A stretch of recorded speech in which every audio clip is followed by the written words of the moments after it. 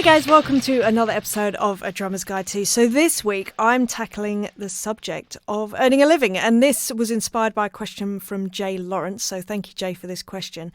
And in this episode I talk through exactly how I went from basically sitting in a classroom dreaming about being a drummer and earning money and being a professional basically, and how I went from that point to where I am now, where I'm, I've been earning a full-time living, hitting things essentially for the last 12 years. So how I went from that point to this, and the sort of like the trials and tribulations, the questions that I asked myself along the way, and I hope that it will ring true for you if you're in the amateur stage and you're not earning anything. Maybe you're earning some of your living from playing the drums, or wherever you're at basically. I feel like there will be something that hopefully will resonate with you and will help you along your journey to becoming a full-time professional.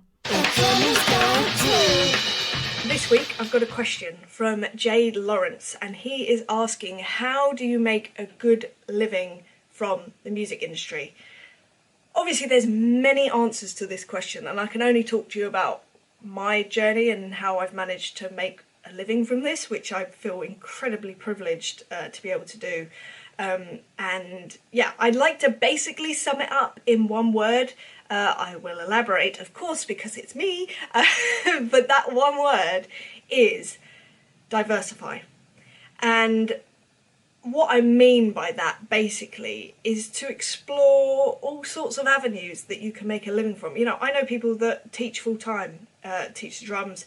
They love it. They love seeing the journey of kids coming up and starting out and then, going on to do amazing things. And, that's an incredible thing. There's other people like myself touring, and that's what they do pretty much all the time. There's other guys that I know who play covers all the time, and that's what they love. Then there's the guys that play in the pit in the West End shows. That's their full-time thing. But for me, it's more about, and I think this is my personality as well, it's about doing many different things. Because I have this thing. I don't like feeling like I only have one option. It makes me feel very stifled and terrified, basically. In a word, terrified. So I'll tell you how I got to that point. So obviously I started playing when I was 11 years old, and that was in 99. And even from that point, I was playing. I wasn't getting paid for many years because obviously I was just starting out, but it was all about playing with lots of different people in lots of different scenarios, and that's kind of how I carried on with, becoming a professional drummer, earning money from this, and that's what I did. So I was not only playing in bands, and not just one band, and not just one type of band either. So I was playing covers. I was also playing with originals artists, and sometimes that was for free with a view to, maybe creating new relationships with people that then would lead to paid work. It was playing with artists that were paying me. It was playing with different bands. As well as that, I was teaching. I was teaching a few students weekly, and that was bringing a little bit of income, so that was great. I was doing clinics and masterclasses. I would also occasionally be playing at like holiday camps. I even did a stint in I guess it was an amateur production. I don't really know what you would consider it, but anyway, a production of Annie Get Your Gun, which was really good fun, but absolutely terrifying. And I was definitely out of my comfort zone then. So I tried that for a little bit, and I just tried many different. I even worked in a drum shop. I just tried loads of different things, and it was about the reality of, okay, I may not be able to do just one thing to earn this living, but as long as everything is based around drumming, then I'm good to go. And that's very much how I felt for a very long time, and it did feel a bit like I was scrambling and scrabbling to make up my rent every month sometimes. But the bottom line was, I was playing the drums, so happy days. That's always been my goal, and I was doing it, and it was working. Then I got to a point where, I wasn't exactly living lavishly or anything, but I was able to pay my rent. And then I thought, okay, well, what do I love the most out of all of this? And for me, the answer was so clear, and that was playing live gigs. I just loved it, whether that be touring or, you know, playing down the local pub or in covers bands or even the holiday camp stuff. Maybe not residentially, but, you know, just coming in and doing the odd show, whatever. Loved it. I just love playing live. I love playing to an audience, and it was about getting that instant feedback. So that was my mainstay of my concentration. It was like, right, I want to be getting on tours, I want to be playing regularly with bands, and that's what I did. And I did that and continue to do that. I've been doing that since, I guess, 2008, maybe 2007. And that was what I was doing. And it was just brilliant. And, you know, there were times that it was hard, of course, and I was still scrabbling sometimes to make my rent. But the point was, again, I was doing what I loved most about playing drums, and I was earning a living. So I was just like, oh, this is so good. This is so good.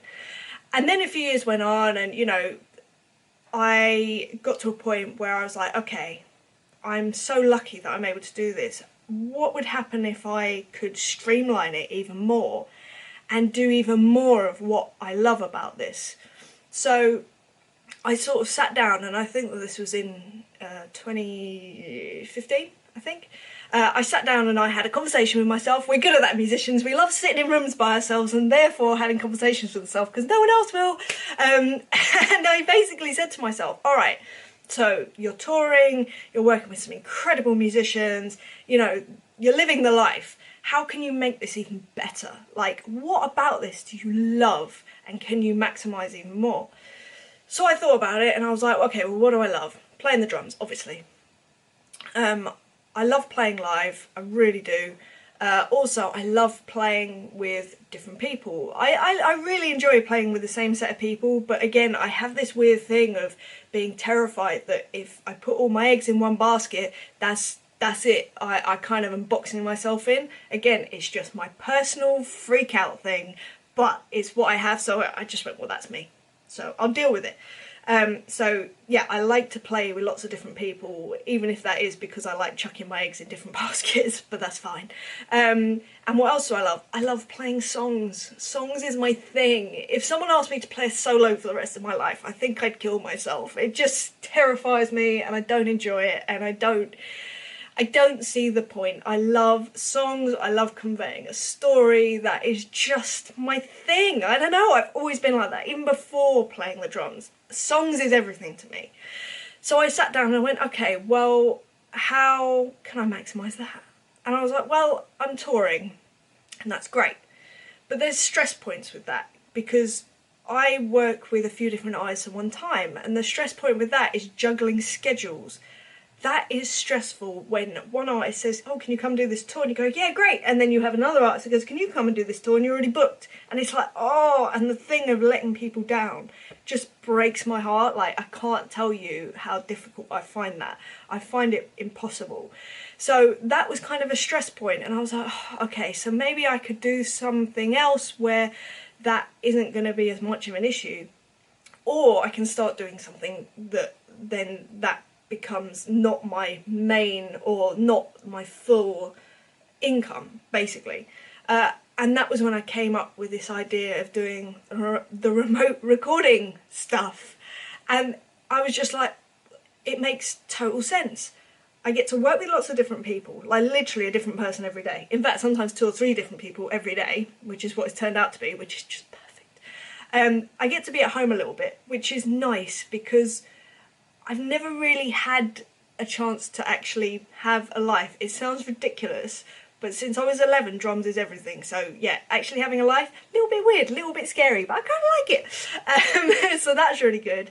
And also it takes away, it means that on the live side of things, I can maybe work with one artist and do the odd spattering of gigs with other people, but there's less chance of schedule conflicts, and I can be maybe a little more picky with the people that I work with, which is really nice. Like I can choose, oh, I really like these people, let's work with them, that'll be really fun.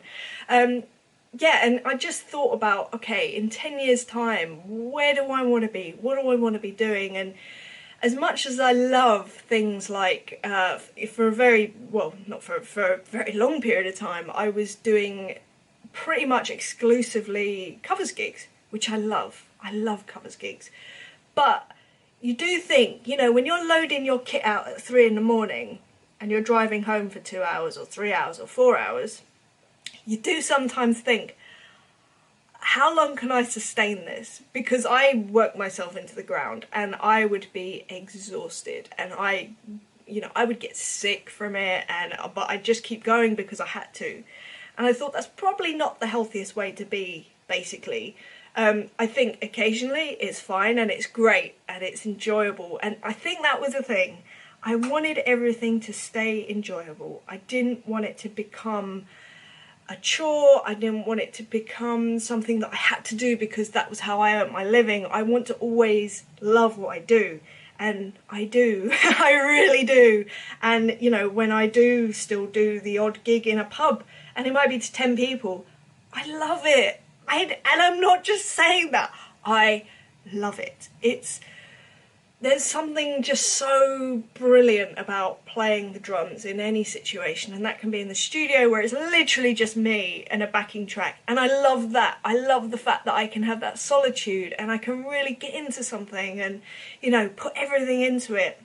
And I'm not on a time constraint. I haven't got people watching me unless I'm doing a live stream. And there's something wonderful about that. I get to just put all my energy into that. Playing live, it's that live feedback that you get from an audience, and like I say, that can be 10 people, that can be 10,000 people. That is wonderful, and having that on stage. Now also teaching, I love that. I get to bring people into the studio and see them progress and see the things click with people, and they understand something a bit more, and you just go, yes, like, you've got it, that's so amazing. So I think it's just about finding things that you love doing, but then finding what you love about that, rather than just the thing as a whole. What aspect of it do you love? And then sort of hone in on that, maximize it, make it better. But I think the initial thing is just do everything.